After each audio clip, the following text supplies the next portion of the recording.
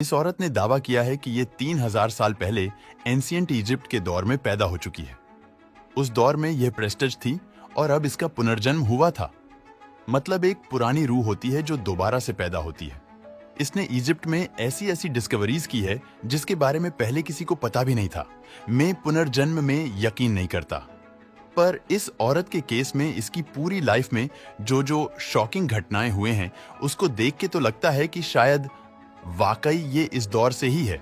इसके पास ऐसी इंफॉर्मेशन थी जो इसके पास नहीं होनी चाहिए थी, जो आप लोगों को यह सोचने पर मजबूर कर देगी कि शायद वाकई में इसका औरत पुनर्जन्म हुआ है। बेशक आप लोग पुनर्जन्म में बिलीव ना करते हो और शायद आपको यह भी लगे कि एक फर्जी कहानी है। एक बार स्टोरी सुन लो, फिर यह सोचना कि इसके पास यह इंफॉर्मेशन आई कैसे, क्योंकि इसकी वजह से इजिप्ट में इतनी सारी डिस्कवरीज हुई है जिसके बारे में कोई सोच भी नहीं सकता था। इस लेडी का नाम डोरथी एडी था। ये 1904 में लंदन की एक मिडिल क्लास फैमिली में पैदा होती है। ये अपने माँ बाप की इकलौती बच्ची थी। जब ये 3 साल की थी तो ये अपने घर की सीढ़ियों से गिरी थी और बेहोश हो गई थी। पेरेंट्स डॉक्टर को बुलाते हैं और डॉक्टर चेक करके बोलता है कि ये तो मर गई है।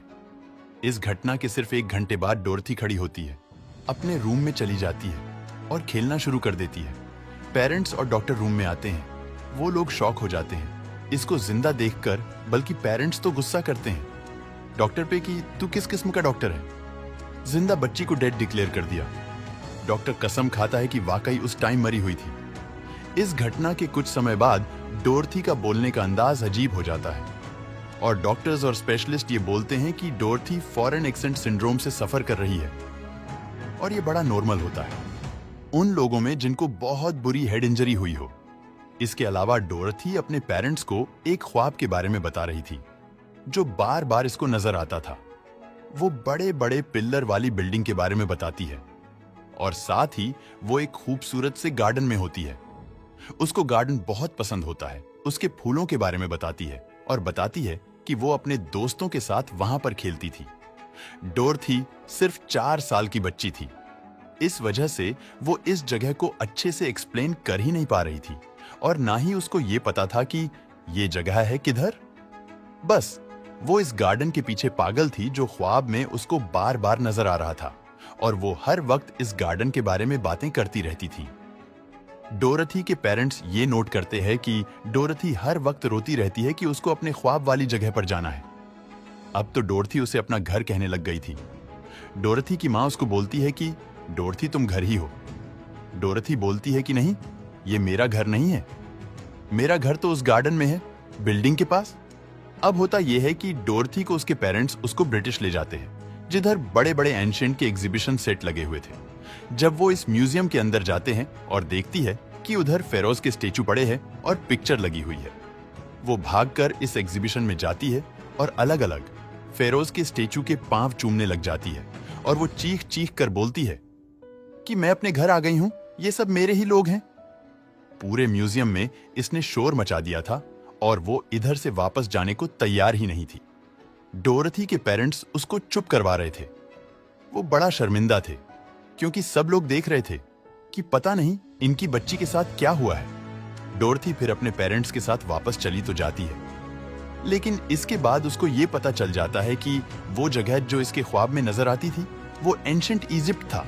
तो वो एंशिएंट इजिप्ट के साथ पूरी तरह ऑब्सेस्ड हो जाती है जब डोरथी 6 साल की होती है और उसको पढ़ना लिखना आ जाता है और वो प्राचीन मिस्र की चित्रलिपि में रुचि लेना शुरू कर देती है। वो बताती है कि उसको पता तो है कि ये क्या है, लेकिन वो भूल गई है कि इसको पढ़ना कैसे है। 7 साल की उम्र में एक टेक्स्ट बुक को देख रही होती है तो उसके सामने temple of Seti the first picture आ जाती है जो अबीदोस इजिप्ट में है। जैसे ही वो इस पिक्चर को देखती है तो वो बोलती है, यही तो मेरा घर है और मैं इधर से ही हूँ। फिर वो टेम्पल के इस टूटे हुए एरिया को पॉइंट करके कहती है कि यहाँ पर तो गार्डन था, तो सारे गार्डन कहाँ गए और ये इस तरह क्यों दिख रहा है। डोरथी को ये समझ नहीं आ रही थी कि ये सब हजारों साल पुरानी बात है। उसी टेक्स्ट बुक जिसमें एक फेरोसेटी दी फर्स्ट की भी पिक्चर थी जिसके नाम पे इस टेम्पल का नाम रखा गया था। जब डोरथी इस वेल प्रिजर्व्ड मम्मी को देखती है तो वो बहुत ही जोश में आ जाती है और कहती है कि मैं इस इंसान को अच्छी तरह से जानती हूँ। 10 साल की उम्र में इजिप्टोलॉजिस्ट E.A. वॉल्स बड़गे को डोरथी के बारे में पता चल जाता है। वो डोरथी को ऑफर करते हैं कि वो उसे इजिप्शियन हायरोग्राफिक्स को पढ़ना और लिखना सिखाएंगे। डोरथी इनको फौरन सीख जाती है। जब डोरथी 14 साल की होती है तो उसको वह गार्डन वाला सपना तो आता ही था, साथ ही उसको डरावने सपने भी आने लग गए थे कि वो अपनी पुरानी जिंदगी में किसी तहखाने के अंदर है और उससे हायर प्रिंस सवाल कर रहे हैं। जब ये उनके सवाल का जवाब देने से इनकार करती है तो वो इसको मारते हैं।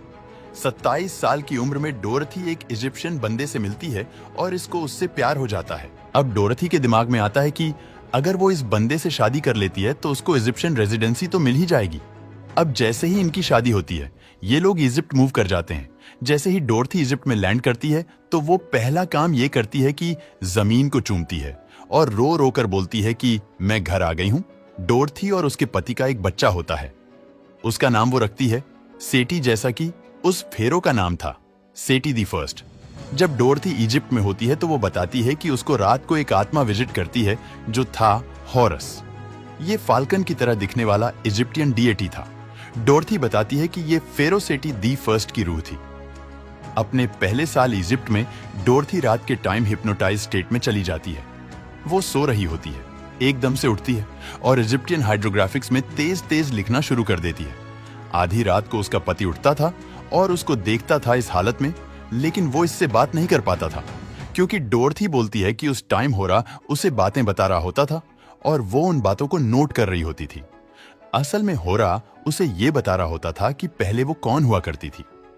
होरा के मुताबिक ये एक लड़की थी जिसका नाम था बेन त्रिशित और ये 3000 साल पहले फेरो सेटी दी फर्स्ट के टाइम पीरियड में जिंदा थी। ये टेंपल ऑफ सिटी में रहती थी। गार्डन के पास 1 साल तक डोरथी ये नोट करती रहती है।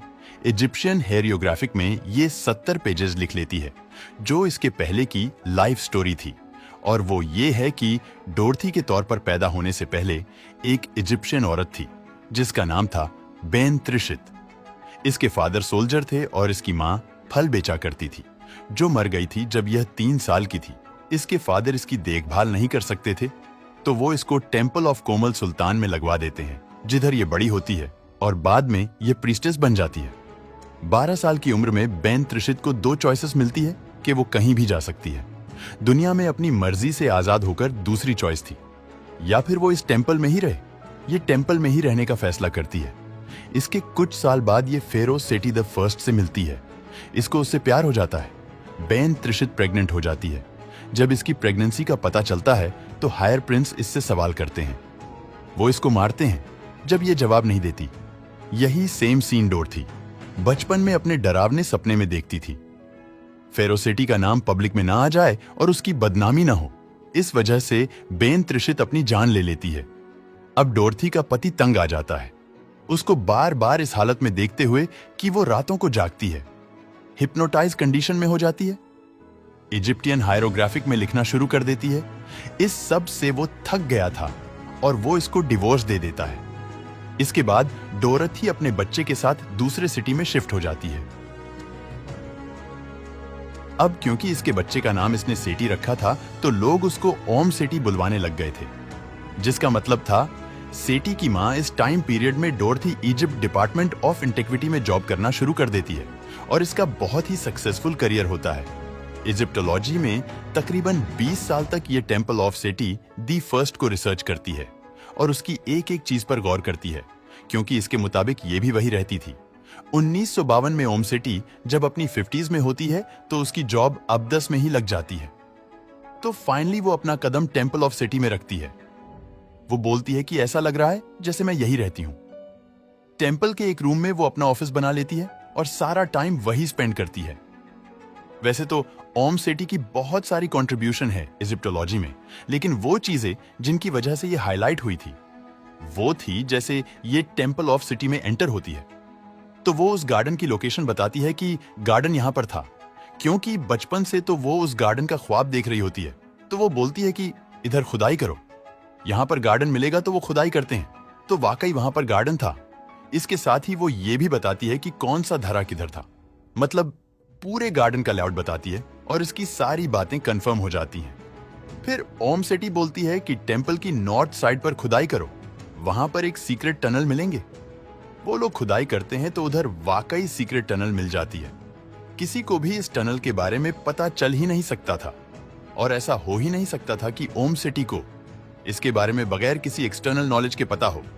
इसके अलावा ओम सिटी ने रिसर्चर्स को बोला था कि वो सर्च करे एक स्पेसिफिक एरिया में जिसका नाम था वैली ऑफ द किंग।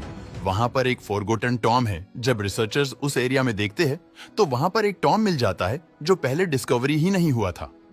इसकी कोई एक्सप्लेनेशन नहीं है कि ओम सिटी को इतना सब कैसे पता चला। इजिप्ट कल्चर के बारे में जो लोगों को ये सोचने पर मजबूर कर देता है कि शायद वाकई इसका पुनर्जन्म हुआ है। दोस्तों, आपको क्या लगता है, इस औरत का वाकई में पुनर्जन्म हुआ था? हमें कमेंट में जरूर बताना।